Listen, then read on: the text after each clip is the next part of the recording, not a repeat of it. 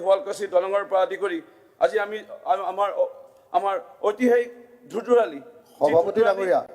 সব ঠিকে আছে আপোনাৰ কথা কবই সমষ্টি দুদৰালিটো দেবেৰাৰ পৰাৰ পৰা নকছাৰী দেবেৰাৰ পৰা কাটি দলঙলৈকে অখিল গগৈ ডাঙৰীয়া তেখেতৰ যিটো দুদৰালিটো অৱস্থা কি হৈ আছে আপোনাৰ ওচৰত গৈ পেলাই মই আপোনাৰ দুদৰালিটো কি হৈ আছে দুদৰালিটো ক'ব পাৰিব দুদৰালিটো কি হৈছে মই মাইক ভাঙি দিম আপোনাৰ ওচৰত গৈ মই মাইক ভাঙি দিম আপুনি কথা মই কৈ আছো আপোনালোকে কোৱা মতন মই নকৰা নাই কোৱা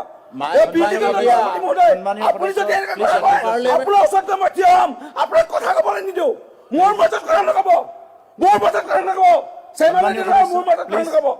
মোৰ মাজত কথা নক'ব মোৰ মাজত কথা নক'ব মোৰ মাজত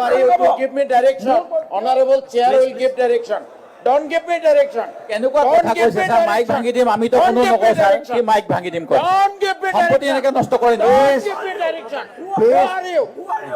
কি কথা হৈছে ৰূপজ্যোতি কুৰ্মী ৰূপজ্যোতি কুৰ্মী মোৰ কথা কোৱা মাজত কি ফটো লগাইছে আপুনি কি ফটো লগাইছে ততে ফটোৱা নেকি ৰূপজ্যোতি কুৰ্মী ততে ফটোৱা প্লিজ come out ফটোৱা চালা रुको जरा सबर करो जारो राम कृष्ण नमो क्या बोला तूने जारो राम कृष्ण नमो हे प्रभु जारो राम कृष्ण नमो मैं ये पाठने मैं पुनर्बार माननीय मुख्यमंत्री डॉक्टर हेमंत बिश्व शर्मा डांगरिया और माननीय आमार दলৰ सभापति दिलीप শইকীয়া ডাঙৰীয়াৰ পৰামৰ্শ মৰ্মে মই অসমৰ ৰাইজৰ ওচৰত ক্ষমা বিচাৰিছোঁ কিন্তু মোৰ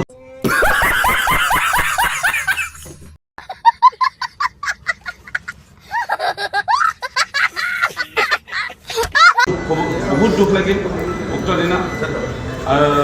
হয়তো চাহ জনগোষ্ঠীৰ এজন বিধায়ক হিচাপে